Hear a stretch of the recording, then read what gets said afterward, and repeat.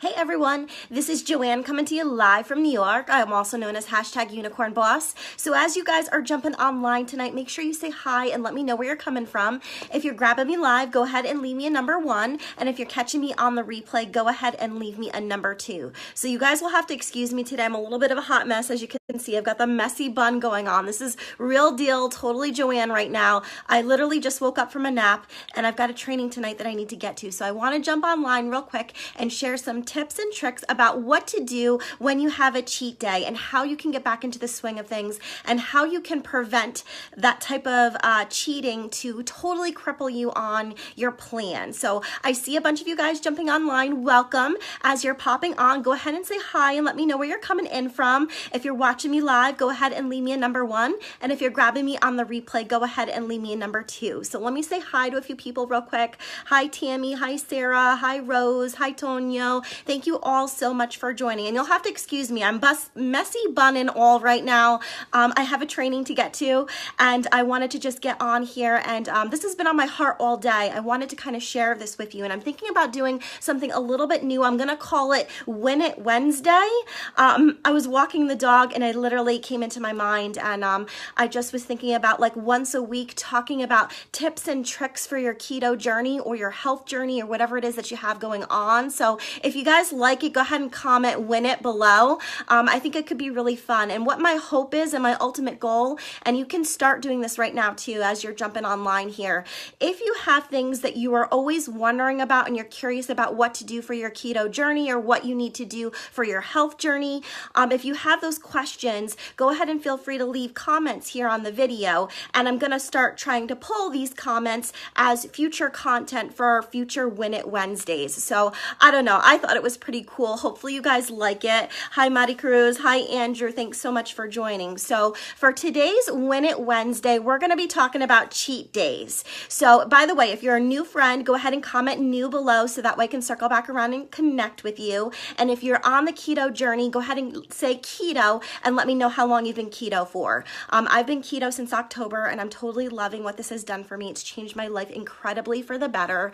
And if you have ever struggled with a cheat day, whether it's keto or not keto, go ahead and leave me a number 3 below. So this is probably the most asked question that I get all day long is I get IMs from people online, whether it's on Instagram or Facebook. People will message me and be like, oh my God, I haven't cheated in 6 months and today was the day I had chocolate or I had the donut or I had the pizza or whatever it is. So yeah, cheat days, they're a real thing. It's a real struggle sometimes. So if that's something you can relate to, go ahead and leave me a number 3 below. So wanted to talk about cheating and how to kind of make the best of it because it's gonna happen to everybody. This is something that we all struggle with. So I'm the first one to go put myself out there and put some number 3s down there. So first things first, I've got like 3 or 4 tips here and I really hope I can read my handwriting because I threw this together. It's been on my heart all day. I've been like planning it, but I didn't actually write it down. So here we go, you guys. So first tip is please don't beat yourself up over it. Remember, life is beautiful and food is for your sustenance. So primarily food should always be a source of nutrition, right? You guys, you want to nourish your bodies so that way you can function and be the very best version of yourself. That's the primary goal. But number 2 is that food is also meant for enjoyment. So you know what, if you've been doing good on your journey for a few months or a few weeks or a few days, whatever that milestone is that you're celebrating and you made a little mistake and you had a cheat, don't beat yourself up for it because food is also for enjoyment. And sometimes I think we forget that. Now, I'm not telling you to go make it all hands down forever and ever, and there's a difference between taking that moment, realizing you made a small mistake, savoring that food, eating it slowly, enjoying it without beating yourself up over it. But then my number 2 tip is don't make a small cheat a month, a mountain. Don't make it days and weeks and just keep perpetuating in it. So, okay, you had some chocolate. Have a little bit more, savor it, eat it slowly, enjoy it. Take that moment to kind of celebrate yourself and what that feels like. And then stop it from there. Don't keep going with it, because that's something that I know that a lot of people really fall into. They have a small cheat, they make a small mistake, and they're like, all right, well, I'm going to make a day out of it now. Well, you know what? It's Thursday or Friday, so let me just go ahead. I'll finish the rest of the week. I'll do Thursday, Friday, Saturday, Sunday, and I'll restart on Monday. Like, don't do that, you guys. Don't use my words of wisdom and run with it and do something completely wrong. But, you know, if you did have something small, go ahead and enjoy it. Maybe have a little bit more, and then have that self-control to stop it from there on out, which I know sometimes is tough to do because you want more. But don't let it turn into days, because that's something I easily do, especially if it's towards the end of the week and I made a small mistake and I'm like, oh, I might as well just celebrate this through the weekend, you know? Don't let it turn into one of those things. And if you can relate, go ahead and give me some hearts below, because I know that's something that I sure do. I like to justify it and give myself the opportunity to perpetuate in it, which is not healthy and not something that you want to do. So, and for anybody that's asking me about messages, I see Regine, is it Reginald or Perry? I'm sorry if I butchered your name. No, I haven't checked my messages yet. I stayed up super late last night helping you guys get started on your health journey, packing up some packages, and like a maniac, I was so excited. I stayed up till like 1:30 in the morning and then had to be up at 5 or 6 a.m. for work, hence the messy bun right now and the quick nap, and then I'm dashing off to training and I'm just sharing with you all. So I will make sure I get back through to my messages in just a little bit. So just hang in there and I will get to you. Okay, so we talked about 1, not beating yourself up, and 2, not making a small cheat turn into a mountain of celebration. And the third thing is a super simple tip, but it just doesn't get enough justice, is make sure you're drinking lots of water. You want to start flushing out your system. So all of those things that you have in your system, whether it's the extra carbs, whether it's the grains, whether it's the sugar, whatever it is that you just put in your body, that your body has been free of, and you're kind of free of that toxicity, it's going to be a shock to your body. So upping your water game is going to be super important and super huge over the next 48 hours after your cheat. So make sure you're drinking it. You want to flush the toxins out of your system. You want to get that water to your liver so you can help process all of that stuff that is in there now that your body is kind of going through shock because it hasn't had it so long. And another thing that the water is going to do for you, it's going to help reduce the bloat. So who here has had a cheat day and you wake up the next morning and you're like bloated out to here?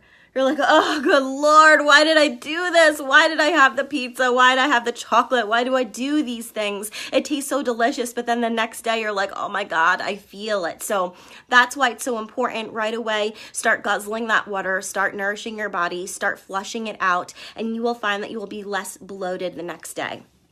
Okay, so my third tip is, I'm actually on tip 4. Can't read my handwriting here. The fourth tip is fasting. And this is super, super important. It's probably my favorite tip, is that you want to fast 8 to 12 hours after your cheat. So let's say, I'll use an example for myself, not recently, but a few months ago, we had one of our coworkers was leaving for a different opportunity. So our boss took us out to lunch, and it was sushi. And like, who's going to go out to sushi and not have sushi, you guys? I don't know. Does anybody else love sushi? I sure do. If you do, go ahead and comment sushi below.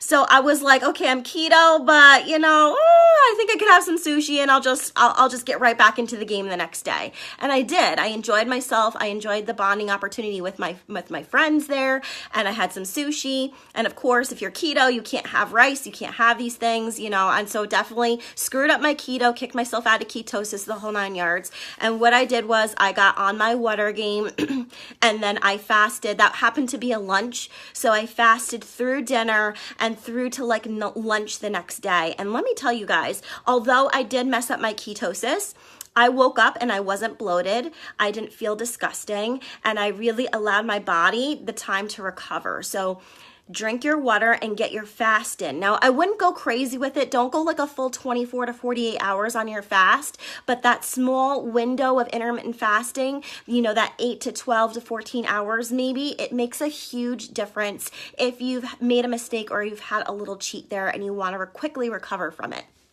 And trust me, you'll be glad you did, because I loved not waking up the next day and feeling sick and disgusting and having, you know, that extra blow of 4 or 5 inches of just water weight. So it feels good. And I find that during that time, and this is my number 4 tip, 1, 2, 3, 4. Actually, this is my 5th tip. They're all numbered wrong. My notes are a hot mess. You want to see what they look like? Like, look at how hot, messy my notes are. But it's okay. So the 5th tip is, when you're fasting, use this as a time of reflection. And this is one of my favorite things. So you have all this free time when you're fasting that you would normally be eating or preparing your food or prepping your food or cooking or doing all the things, right?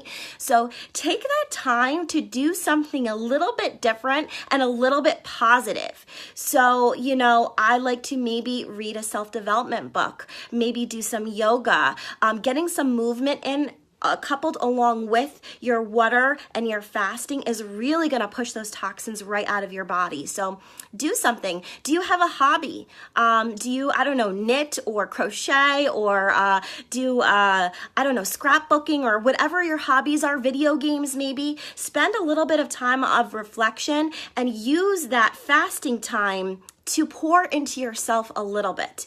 And so there you go. You're not only making your body recover, but you're also giving into yourself, and you are growing, and it's just becoming a very positive experience. And it helps you to be distracted a little bit from that fasting time, because let's face it, fasting isn't always easy. And then the worst part is right when you come fresh off of a cheat day, especially if you've had sugar, what do you want to do? As soon as the sugar is introduced right back into my diet, the first thing I want to do is eat like a maniac. I crave the foods. I crave all of the things. I want all of the candies and the ice cream and the brownies and the pizza and the beer. Like, I want it all. I turn into a food monster. So then I'm trying to fast to allow my body the opportunity to detox, and then all I can think about is food. So it's not the easiest thing to do. It's one thing if you're going to fast when you're in a nice ketosis state because you're eating all of those fats and you feel high vibe and high energy, and those fats keep you sustained so you're not very hungry. There's a difference between fasting in that state and then fasting in a sugar-crazed maniac state where you want to eat all of the things. Can anybody relate? I don't know, give me some tongue emojis or some cookie icons or something like that. But that's the way I feel when I'm recovering from a cheat day, being totally real with you. And I love everybody sharing all of their comments about what their hobbies are. I like nice, quiet, self-reflective things to do during this period, like reading and crocheting and self-development, you know, maybe doing, like, I'm a Reiki master, so doing a little bit of healing, getting my crystals out, burning some incense, getting some quiet time to myself, and allowing it to become, you know, just a higher vibe spiritual experience almost, and just pouring right back into myself. So yeah, that's my tip for, I think we're on number 5, right? So, and then number 6 is my very last tip on what to do to win it on Wednesday for your cheat day, is to stack up your Himalayan salts and your electrolytes. So when we're detoxing, we're purging all of these things out, and we're starting over and we're getting fresh, you have the potential to start experiencing again the symptoms of the keto flu. So the best way to prevent that from happening, besides the water, besides all of the other things I just talked about, is to make sure you're getting your electrolytes and your minerals. And pink Himalayan salt is one of the best ways to do that. You can also get some water, pre-bottled water from a store that has electrolytes in it. And that was a huge game changer for my first week of keto. So that will really help you from experiencing some of those setbacks from the keto flu.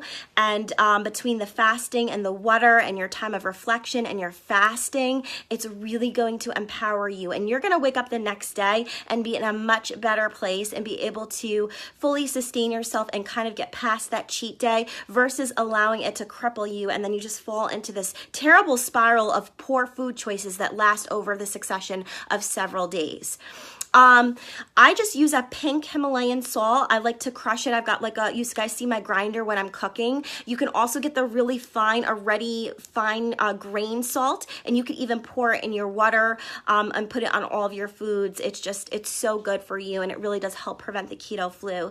And Jeanette was asking about the keto flu. So basically, when your body is switching from eating a normal diet that's based highly on sugar and carbohydrates, there's a bacteria that grows in your gut, which is called Candida, and that candida is rampant in your system. So when you get rid of the carbs and the grains and the sugar and you eliminate that from your diet, you start to detox. And what happens is the candida lives off of that sugar and it starts to die. And while we want it to die, and that's a good detox process, it can make you feel sick. You can feel lethargic, you can feel dizzy and nauseous, and you can just get those symptoms of just feeling like you're fluey, like sick and gross. So it's important to make sure, you know, you're getting your electrolytes and your magnesium and all of the things. So Kelly's sharing that she had it, and I had a little bit of a mild keto flu when I first switched over. I had just a little bit of dizziness. I started to feel the symptoms coming on, and I just immediately got my electrolytes, I got my Himalayan salt, and I just went to town on it, and I was able to curb those symptoms. But a lot of people don't know what it is and what's happening, and they don't know how to control it, and it gets worse. So so if that's happened to you, you know, I'm sorry that that's happened to some of you guys. But yeah, the keto flu is definitely preventable, and it's something that you can definitely control, which is really, really good. You really can't, I mean, the whole part of, you are actually detoxing, Jerica, because the candida is dying.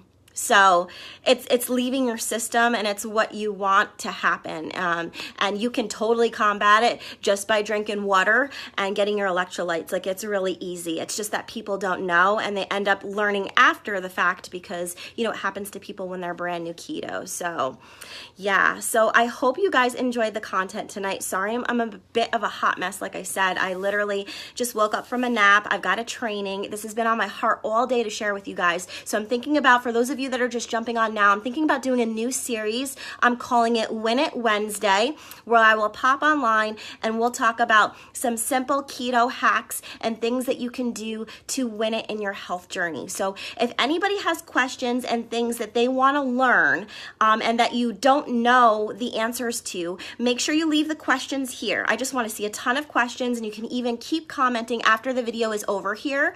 And I'm going to go through and I'm going to pull from those questions, and we'll use them as future Wednesday topics. And I think it'll be really fun. It'll be really interactive. We'll try it out and see how it does. You never know. It may be a flop, but if it works out, I think it could be a great way for you guys to have an avenue to be able to ask your questions and get the answers that you're looking for. So I am super excited about it, and I hope that you guys learned some cool tips and tricks tonight about how you can help manage cheat days.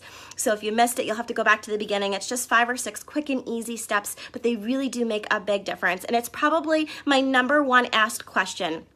I get questions all day long. I just cheated. I just did the thing. I just had the chocolate, the pizza, whatever it is, your moment of weakness, you had it, and what do I do now? So that's what this video was about. So if you missed it, go back and catch the replay. If you enjoy my page and you enjoy the content and you found value in what we chit-chatted about tonight, make sure you share this video out to your friends and family. I so appreciate the love and support. And thank you all so much for joining me tonight. I will be back tomorrow. Hopefully we will have a cool cooking recipe for tomorrow when I have some more time to work with you all. So have a great night. Thank you all so much for joining, and I will see you guys tomorrow. Take care.